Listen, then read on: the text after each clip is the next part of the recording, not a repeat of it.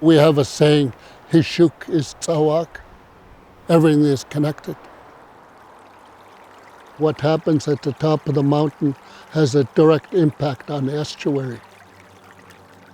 When you have a healthy forest, healthy river, healthy water, you have healthy salmon, you have healthy people. Trees protect fish, but we've cut them down. People are really lucky they don't understand what they're seeing when they come out in their boat, drive around and look at all the beautiful Nootka Sound, because it's really a patchwork of logging roads and new forest plantation with only scraps and fringes of old forest left. So what you're seeing is really a great big industrial woodlot. I'd say less than 10% of the original forest is left. Once they took us off the waters, out of the woods, we lost the management of our resources. We need change, and we need solutions. We have to stop leaving scars behind. That takes so long to heal.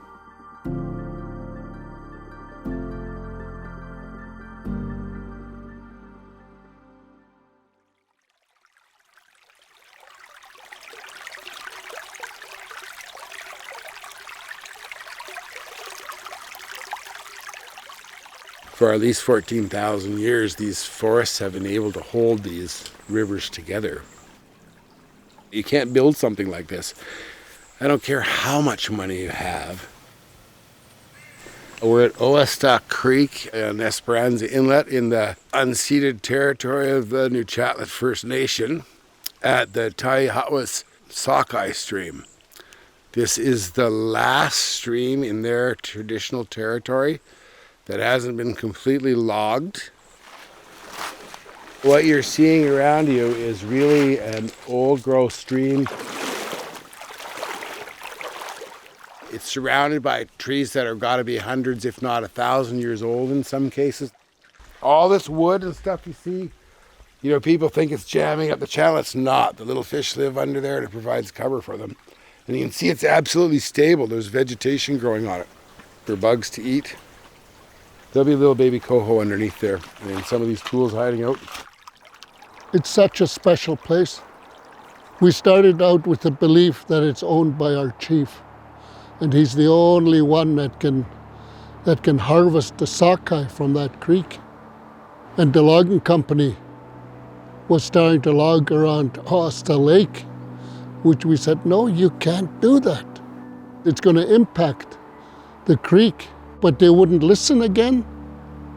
We had to threaten with court and then go to court. The Taihatwas here at Nuchatlaht decided that he didn't want this to be logged anymore and that we should just say no and preserve this place because it's the last salmon stream in their territory that hasn't been completely logged. This is a stream that actually started the concept of salmon parks. It spread to the other tribes. At Nuchatlaht, the chiefs contemplated and they declared the parks. So in Nuchatlaht law, these are salmon parks, with the idea that if we protected about 20% of the landscape here, that would preserve 90% of the nation's salmon production. That way they can manage it the way they have managed it for thousands of years.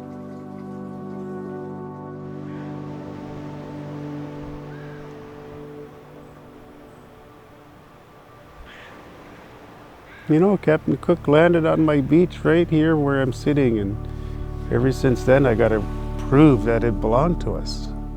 He was a visitor here, we welcomed him here, and now we don't own anything. Everything was taken away.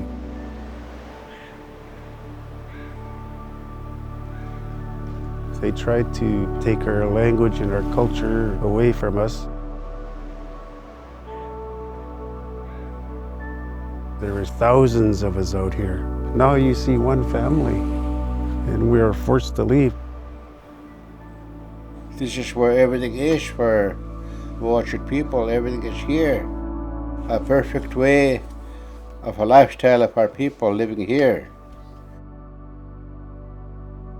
Salmon is very important in our way of life. They count on the forest to survive in the river because of what's being done to our forest. Our people talk about coming home. They talk about wanting to come here every summer to camp out, just to be here, because it's their home. I grew up in Nuchatlaht. That was my playground. That was my fishing ground, my hunting ground, my teachings. I never ever wanted to move away because that was everything to me. Now we look around us and there's nothing but logging going on. We've always been taught only take what you need in the ways of logging to keep our resources so we can have lots for our grandchildren, for our children and grandchildren, great-grandchildren. That was always our plan in our lives. We were here for thousands and thousands of years, and the forests are proof of that.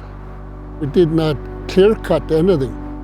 We didn't kill a tree to take 2 planks out of a tree.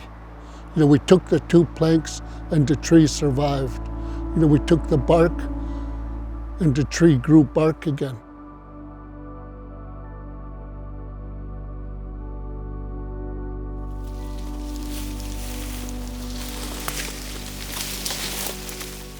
We're at Boston Point in Nootka Sound at Marvinus Bay in an area known to be the highest recorded density of culturally modified cedar trees on the northwest coast. And if you look around you, this is a CMT, there's a healed scar here. There's one behind you, there's one there, there's one there, there's one there, there's one there, there's one there, there's one there. Everywhere you look around here, every single cedar tree has been bark stripped or modified to collect cedar bark to make clothing, and this is essentially the garment district of the Nuchatlaht First Nation. But what does it mean? Well, they managed this forest for thousands of years without killing it. And we don't do that. We just flatten it and move on. We had data. We had people that were foresters. We had people that looked after the forest. It was always about management for tomorrow, not access for today. We know how to look after our territory. Let us look after it. We can't bring it back to the way it was before, but we can start it, make positive changes so that, there'll always be something for us here in our territory.